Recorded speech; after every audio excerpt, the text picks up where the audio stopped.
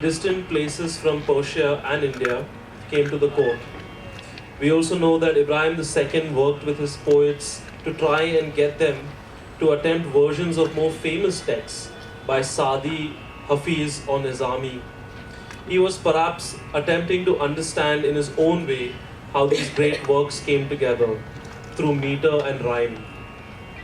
Firishta was the pen name or the takhallus for Muhammad Qasim Hindu Shah Astarabadi, author of Gulshani Ibrahimi. The text emerged in two recensions. The first dated from 1606 and the second called Tariq-e Nama dated 1609-1610. Sufis are often credited with the transmission of Islamic beliefs to the impoverished and oppressed castes of society in the Indian subcontinent, a process that was underway in the Deccan even as early as the 15th century. One means by which the populace was acquainted with the basic doctrines of Islam was through folk poems, especially those sung by women while performing household tasks like spinning thread or grinding grain. Another curious case is that the words of a lot of the poetry speak from the feminine. The presence of this female ashik is almost certainly inspired by the Virhani of Indic poetry. And the significance of this inspiration should be neither overlooked nor underestimated. It indicates a recognition on the part of Dakkani poets that the Virhani, who provided the lyric voice of both bhakti poetry and secular Indic love literature, represents an expression fundamentally similar to that of the Perso-Arabic traditions of Ashik, he who suffers from the throes of Firak Ayar, that is, the separation from the beloved. The Virahini, आपल्याकडे ज्ञानेश्वरांनी ज्ञानेश्वरी लिहिली आणि नंतर विराण्या लिहिल्या. त्या विराणीचा जो भाव आहे त्याचा एक वेगळा मोह पण पडतो की काय असं मला वाटतं. आपल्याकडे सगळंच आहे म्हणण्यात मजा नाही, आपल्याला हे पण हवंय आणि त्यासाठी आपण एक ध्यास घेऊन धडपडतोय असंही वाटतं. तर तसंच हा इब्राहिम एका विरहिणीसारखा आपल्या गुरुची वाट पाहतो. डोळे शिणले पाहता वाटोली अशा प्रकारचं काहीतरी ते आहे.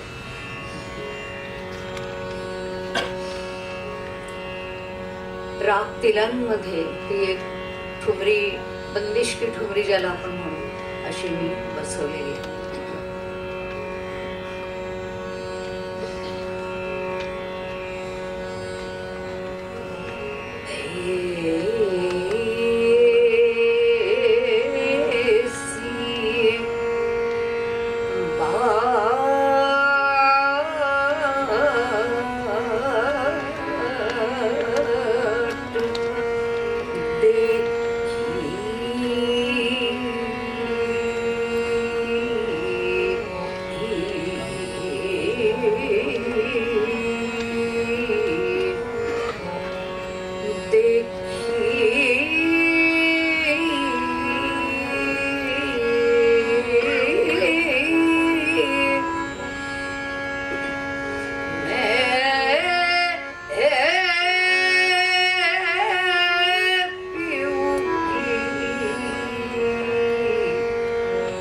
ऐसी बाट देखी मैं पीऊँ की, ऐसी बाट देखी मैं पीऊँ की, केता ढूंढती फिरी मैं तो केता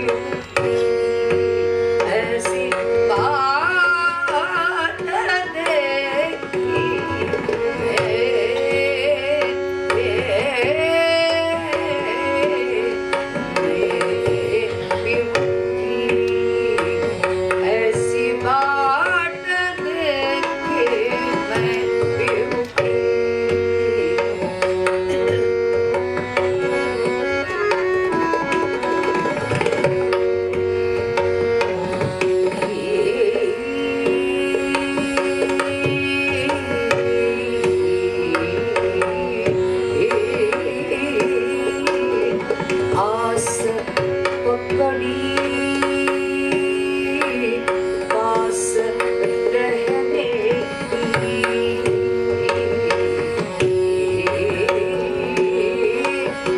आस पकड़ी पास रहने की नहीं ताकत मुझ में सहने की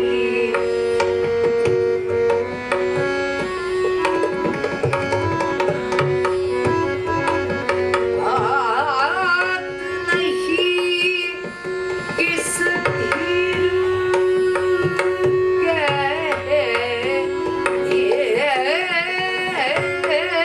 की बात नहीं किस धीर कहने की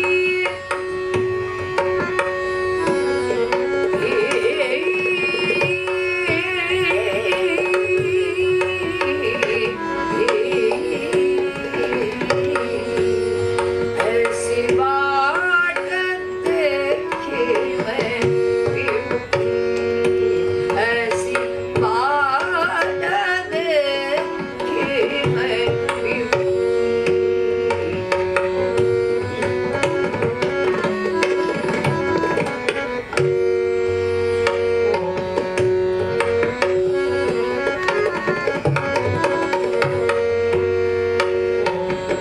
सैयद मोहम्मद सैयद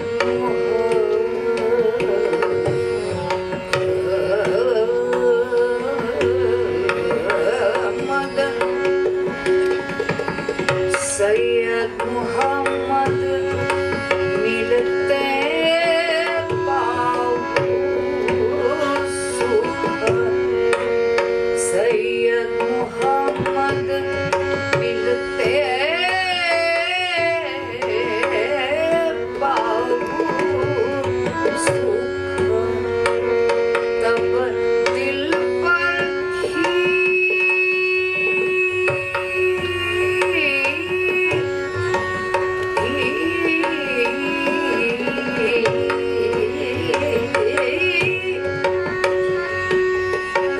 तब दिल पर सब जावे दुख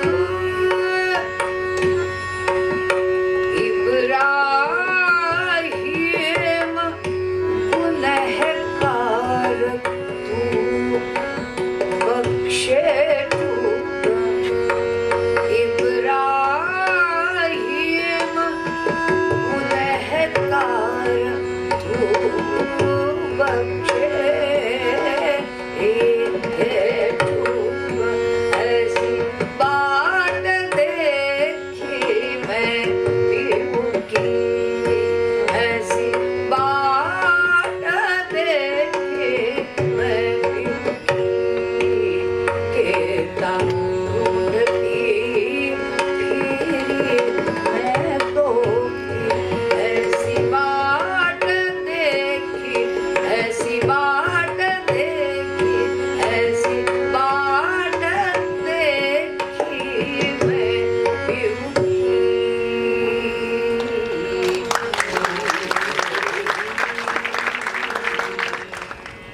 With the research of academics like B.N. Goswami, we know that the artists from the northern traditions of Pahadi and Mughal miniature painting most likely came from the lower castes of society. From this, we can gather that most of the artists and artisans who worked on the various arts were indeed too from a greater part of society. This is something we must never forget, for when popular historians celebrate only a single ustad or an architect, they don't mention the nameless artists who are left out from historic narratives. This also tells us what are the origins of the traditional arts in our own context. Based on historic sources, we know that the term Nauras was in circulation somewhat even before the concrete manifestations of it start to appear in poetry, music, painting, or architecture. With the arrival of the term Nauras, that which even Zuhri, one of the finest Persian poets at Bijapur, makes a note of. And he says, the reason why then it is called by this name is that the Indians call a mixture of 9 juices Nauras. And if the Persians believe it to be the fresh fruit of the tree of their learning and perfection, it is appropriate, and in this sense also, that this beloved of perfect beauty has newly appeared on the stage of existence from behind the curtain of invisibility. If it's called Nauras, it is also right. Just as the multiple meaning of the word Nauras only added to its appeal, the mixing of various cultural traditions augmented the significance of the art. It has a multitude of connotations. The word translates from Persian as new arrival. It can also imply new flavor or new passion or new fashion. When understood as new rasa, the term refers to a new emotional state or essence, such as that which a masterful artwork or poem would convey to the educated viewer or reader. I believe the idea swayed between now and nav, but both could be held within this word and what it came to mean for the court. In Zuhuri's work and within the kingdom thereafter, the word Nauras has come to find no less than 17 uses, ranging from Kitab-e-Nauras, the book, to Nauras Mahal, architecture, to Hun-e-Nauras, coin, to Eid-e-Nauras, to Nauras Nama, to Nagma-e-Nauras, a particular note suspected to be Tivra Madhyam. With such wide-ranging impact of the word, surely to understand and develop a contemporary aesthetic would need one to apply a holistic approach to it. Nauras can truly lead us to believe that within the compositions and within the grammar and the words used, there was a musicality already emanating from it. So, as we begin the final composition for the evening, I would like to say that the Kitab-e-Nauras or any other artifact from the past can always provide us with the paradigm to interpret reality. That we are not passive or helpless in the face of traditional arts, but that the traditional art depends on a context in which the present by which it relates itself to its time. It is dependent on how we absorb and imbibe them into our own context, both in the private and the social. इतका मोठा संदेश जो ज्यांची नावं घेतली त्यांनी दिलेला होता. त्याला आपण इंग्रजीमध्ये कॉम्पोजिट कल्चर म्हणतो आणि मराठीमध्ये किंवा हिंदीमध्ये आपण त्याला बहुआयामी संस्कृती असं म्हणतो, की ज्याला अनेक पदर आहेत आणि ते सगळे मिळून मानवी समाज बनतो. त्याच्यातल्या एका पदराला बाजूला टाकलं तर ते शरीराला एखादा अवयव नाहीसा असल्यासारखं होतं. मराठी संतांनी तसं सांगितलं की सगळ्या जाती, सगळे समूह, सगळे धर्म हे एका शरीराचे अवयव आहेत. तर ते शरीर आणि ते अवयव मिळून माणूस बनतो असं काहीतरी हा माणूसही सांगतोय आणि म्हणून तो आपल्याला जवळचा वाटतो. तर निलेशजींना आम्ही ग्वाल्हेरचे लोक टप्पा गातो आणि माझ्या गुरुजींनी खास करून आरुलकर बुवांनी त्याच्यात पश्तो हा ताल हा अधिक वहिवाटलेला आहे. तर हे उंटांच्यावर बसून जे जायचे भटके लोक, तर त्यांना उंटांची चाल ही त्या गाण्याशी जुळवावीशी वाटली. कसं माणूस किती क्रिएटिव्ह असतो बघा. मी नेहमी म्हणते की जे मूल जन्माला येतं ते आपण म्हणतो ह्याच्यासारखं दिसतं त्याच्यासारखं दिसतं, पण ते सगळ्यांमधले रस घेऊन जन्माला येतं. संस्कृती माणसाची तशी असते, सगळीकडचे रस घेऊन त्यांनी जन्म घ्यायचा असतो. आपण जर तसं केलं नाही आणि तुम्ही आमचे नाहीत, तुम्ही आमचे नाहीत, आम्ही फक्त आमचे असं जर म्हटलं तर मग आपण आपल्याबरोबर राहू शकतो का? कधीच नाही. आपल्याला सगळ्यांची गरज असते. मनुष्य एकटा कधीच नसतो. आपण खूप लहानपणापासून वाचलेलं आहे man is a social animal. मी आता human beings are a social animal असं म्हणेन. त्याच्यात मॅन अँड वुमन दोघेही आले. तर ही भैरवी मी ऐकवते. उगाच अधिक बोलल्यामुळे गळ्याची जरा शहनशाही थोडी बिघडते. इलाज नाही. आणि तुम्ही लोकांनी बरंच माफ केलेलं आहे मला असं मी धरून जाते.